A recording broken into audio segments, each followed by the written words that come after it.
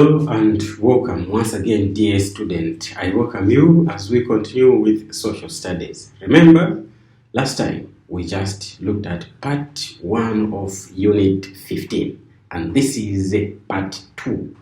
In part 2, we are looking at the structure of the government of Malawi. Remember, we are looking at the Constitution of Malawi. In part 1, we discussed about the Constitution of Malawi. What is the Constitution and what does the Constitution do? The things, common features that are found in the Constitution, we looked at that. If you have missed that or you have forgotten those things, please go back, replay that video before you proceed. Otherwise, don't miss out anything. So this time, we're looking at Unit 15, that is part 2, the Constitution of the Republic of Malawi. But this time, we're looking at the structure of the government of Malawi, how it is stipulated, how the government operates, how, when you say the government of Malawi, what does the Constitution say about the system of the government of Malawi? So be there up to the end of this lesson. Once again, let me take you through.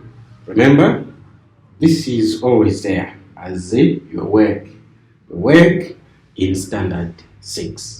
Remember, in whatever you do, social studies, this is the work.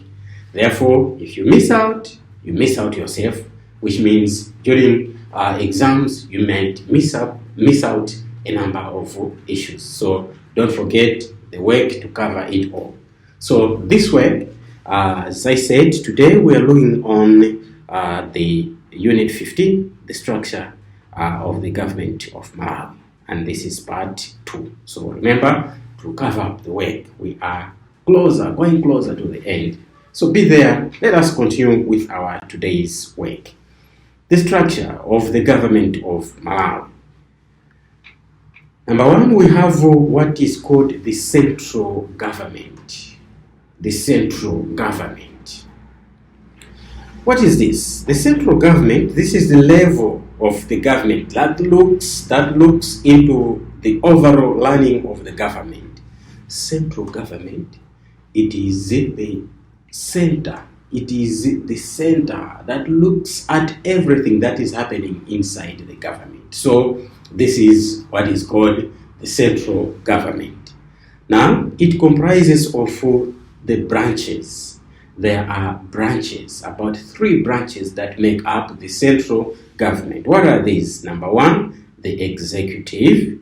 Number 2, we have the legislature. Number 3, we have the judiciary.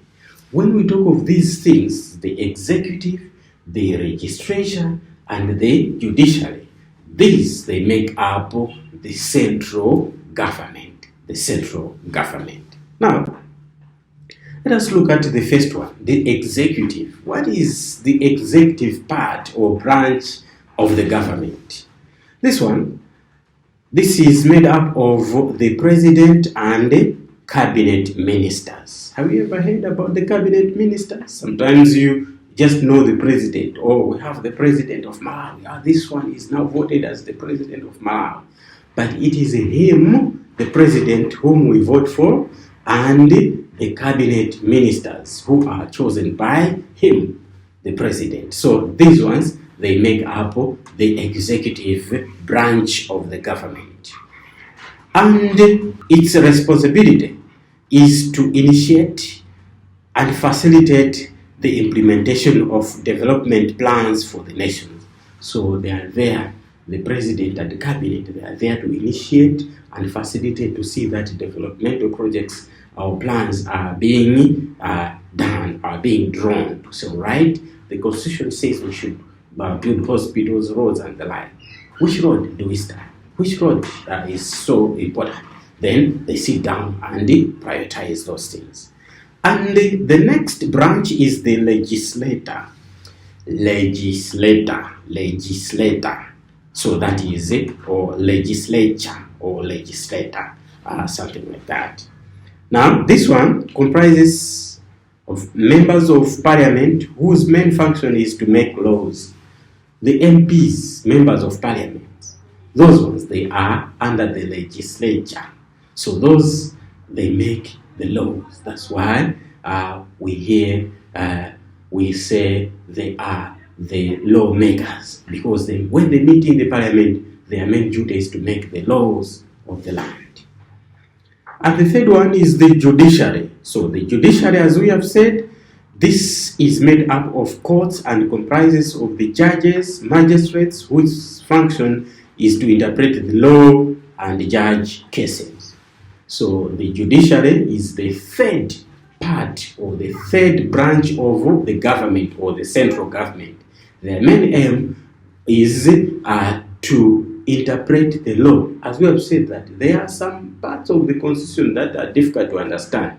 It is the duty of the judges and the magistrate to do that, to interpret the law and to judge the cases or the disputes according to the laws of Malawi. So I guess you get that part of the government. The first part of the government is the central government, comprising of how many branches? 3 branches. What are they? Executive, the legislature or parliament, and the judiciary. The 3. Are they difficult at all?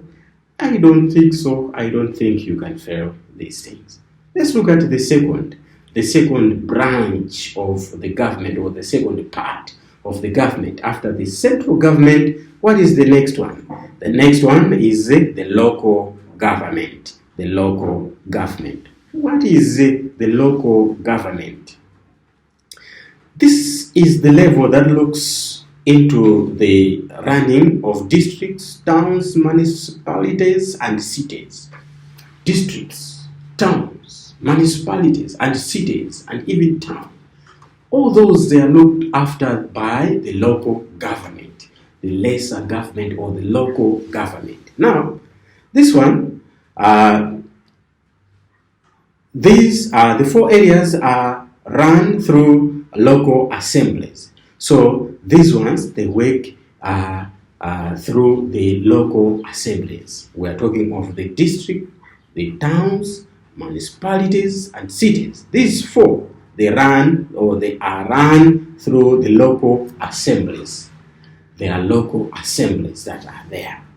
Now, the following is the composition of the local assembly members. We have said that the district, the towns, the municipalities, we hear Zomba municipality, Akasungu municipality, the towns, the districts, and all the cities. They are the local assemblies that manage those areas. What are they? What are the members who make up the local assembly? Number 1, we have the ward councillors. Number 2, we have the traditional authorities. Number 3, members of parliament. Number 4, we have appointed members. Number 5, we have the chairperson. So these are the members that make up the local assembly, local district assembly, town, municipality, or cities. They are the ones that make up the local government of the area, the district, and then. Yeah, so they are the ward councillors, traditional authorities, members of parliament, 5 appointed members, and elected chairperson. Let's proceed and see how these ones work and who are they. Number 1, we talk of the ward councillors.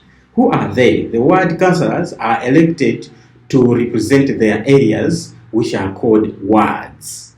So they can vote during the assembly meeting. So we see the first part of the local government or in an assembly is the ward councillors. During an election, sometimes it is called a tripartite election. Why? We vote for the ward councillor, for the member of parliament, and for the president. So it is called a triple or tripartite election. So the ward are led by the ward councillors. And traditional authorities, TAs or sub-TAs. So these are chiefs of high positions in the area and are not allowed to vote in the assembly meetings. Remember, we said that during the meetings of the assembly, the councillors, the ward councillors, they are allowed to vote during that assembly. But the TAs, the sub-chiefs, they are also members of that assembly, but during that meeting, they are not allowed to vote. And next are the members of parliament, the MPs. These are elected to represent people in a constituency and are not allowed to vote. As well, the MPs, they represent a constituency. As a result, when they also meet in the assembly, MPs are not allowed to vote. They are not allowed to vote during the assembly meeting, the local assembly meeting. They don't vote. Now, we have also talked of the 5 members, our appointed members. These ones are appointed to represent the interest of special groups of people. So these ones, the 5 special appointed people, they are appointed to represent a special group of people. For example, the religious society, something like that. Maybe doctors or whatever, or traditional doctors, something like that. They can represent a different section of the people. So there are 5 members that are appointed. They are just appointed. You are appointed to be part of the local assembly. So each assembly has an elected chairperson from among the councillors. However, the chairperson for a city and municipality is called a mayor.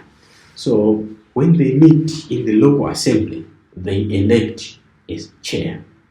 So that chair is elected, and that chair in the city or municipalities is called a mayor. So it can be among the councillors. From the councillors, they select one to be a chairperson of the local assembly. It can be district or town assembly.